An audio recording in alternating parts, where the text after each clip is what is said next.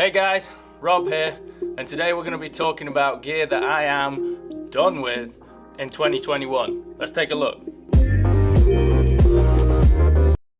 First of all, let me just apologize because I've been trying to do overnight video, tips and tricks video, overnight video, tips and tricks video, and I've got this project that I've been working on, and I thought like it was all done, it was all buttoned up, and I'd be alright to go away, and then someone threw a spanner in the works last minute, and now I got to be here to check my email, and you know how that goes. But anyway, yeah, today we're going to talk about gear that I am basically done with in 2021. This is stuff that I bought in 2020.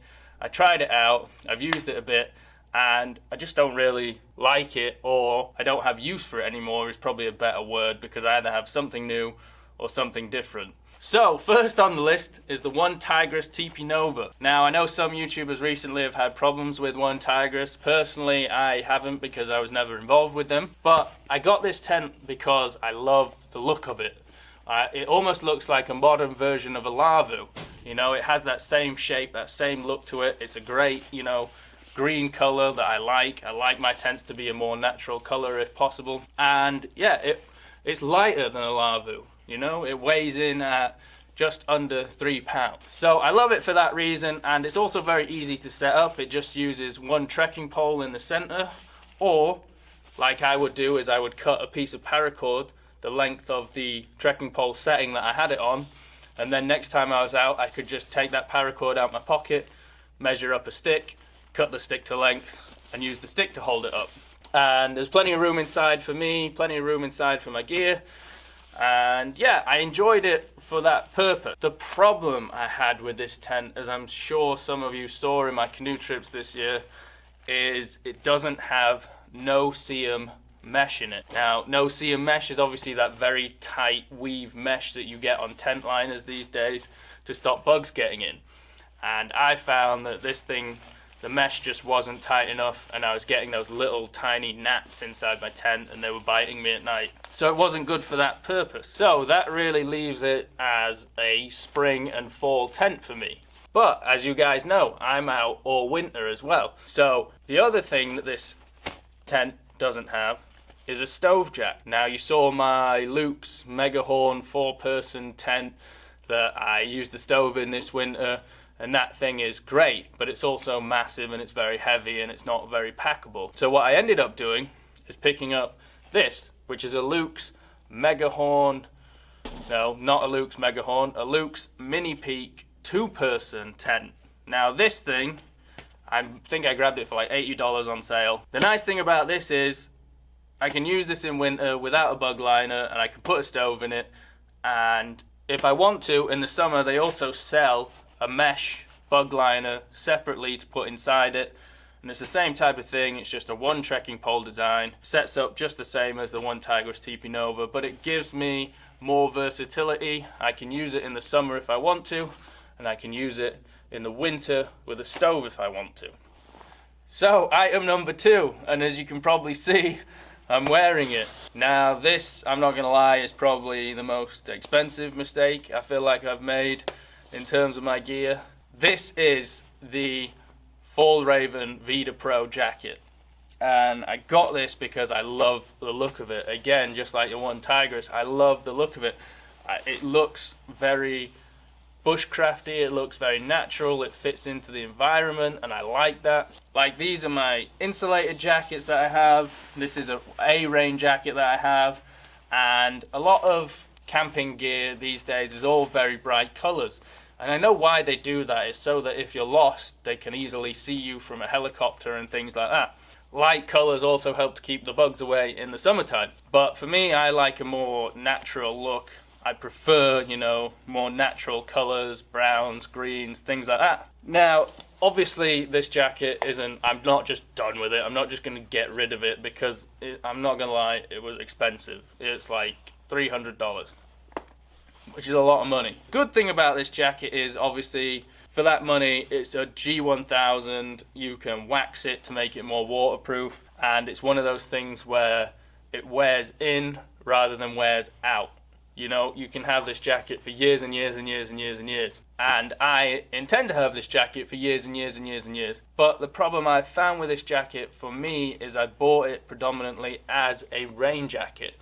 And I consider what I do to be somewhere along the lines of lightweight backpacking and bushcraft, and it's sort of a blend of the two styles. Like, I like to be able to use equipment that's light enough, that's going to take me further back in the woods, but then I also like to, you know, have a bushcrafty feel about it. So the problem I found with having this as just a rain jacket, just a rain layer, is that 90% of the time it spends its time in my bag, and it's not as compressible as other rain jackets are, and it's also not as light as other rain jackets are. So it's one of those things where this is the rain jacket you guys have seen me use a lot before I got this jacket, and if this thing just spends its time in my bag, it's fine. It's, you know, I think I only paid $40 for this.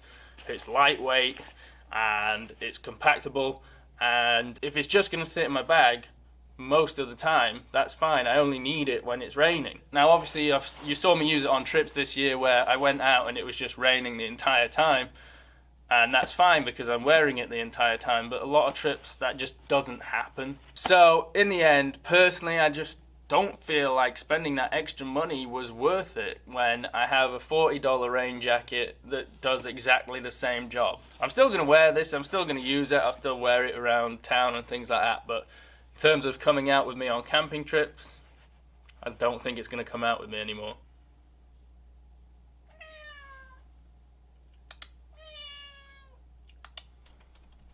So next on the list is my Keith titanium canteen set. Now this isn't really a 2020 item. I've had this for a long time now. I got this way back in the days when Joe was, you know, big into using his heavy cover canteen set, and I just don't use it anymore.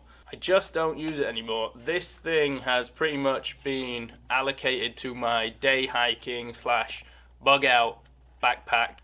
Obviously you saw me use it in my 3-day solo survival video recently, and that's what I like it for. I like having the canteen and the metal water bottle for boiling lots of amounts of water, and I consider this more of a survival item now for me than my camping item. I can put this in a backpack, I can bring it with me on day hikes. If something goes wrong, I have a way to boil lots amount of water, have something to drink out of, have something else to cook out of. But for just my general camping needs, and I found before I had one of these, and this was all I had, it used to drive me kind of crazy because this thing doesn't really sit very well on top of your bush buddy, your solo stove. You know, it doesn't sit very well in the fire because of the shape of it. Same thing goes with the gas stove. It just doesn't sit on there as stable as your round pot does.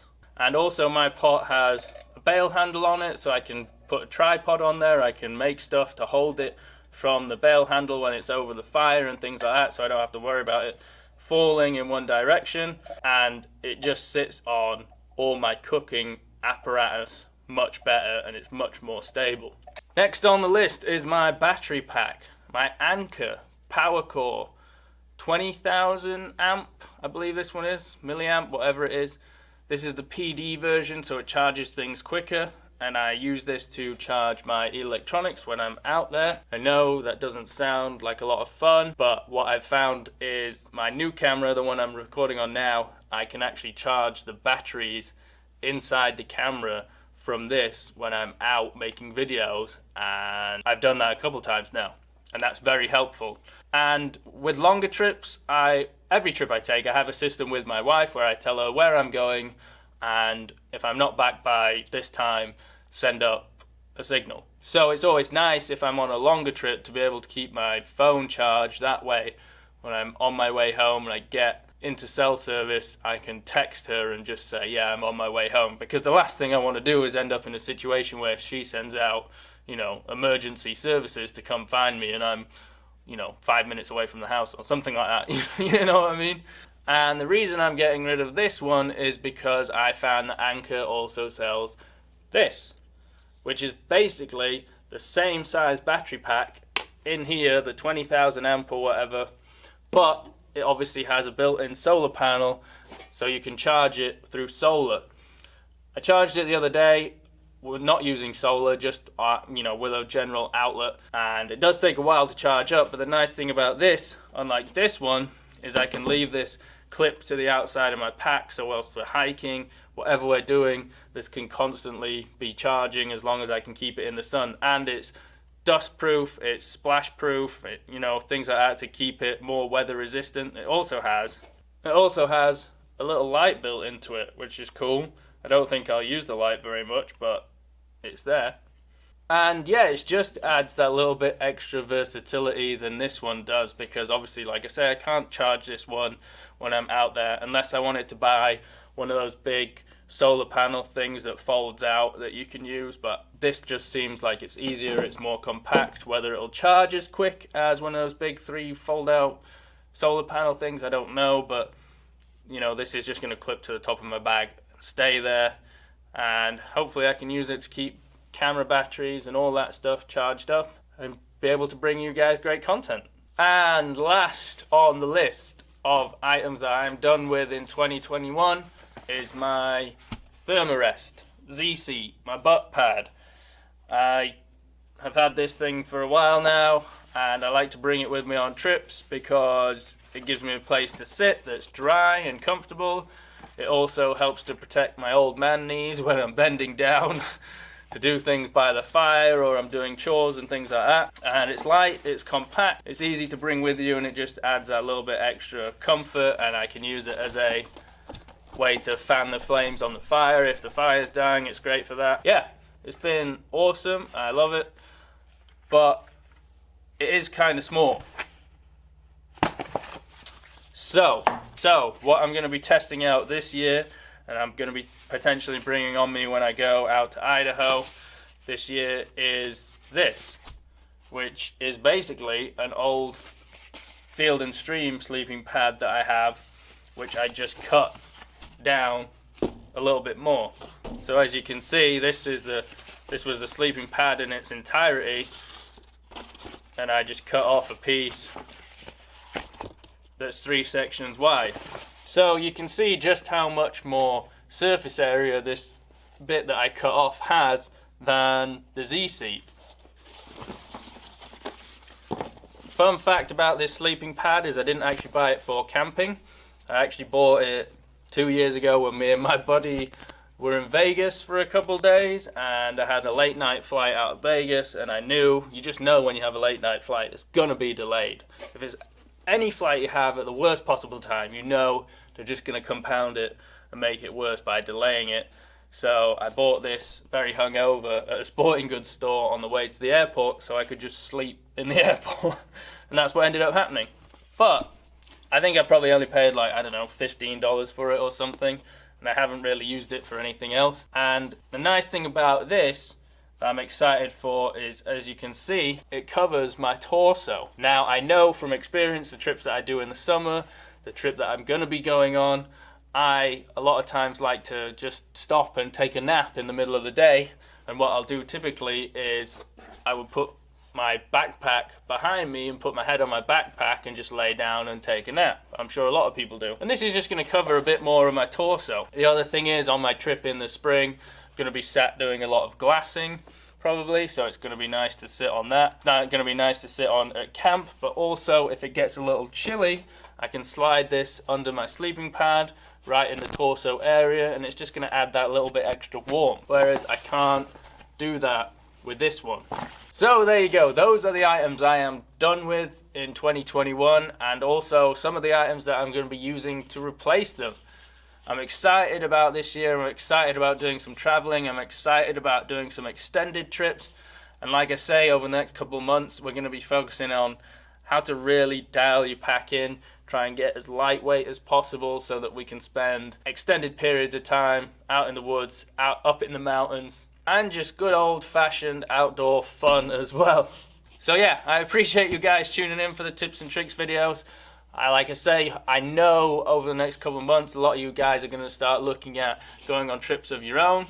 and you're obviously going to be looking at gear and gear recommendations, so we're going to try and look at some of that stuff in the tips and tricks videos.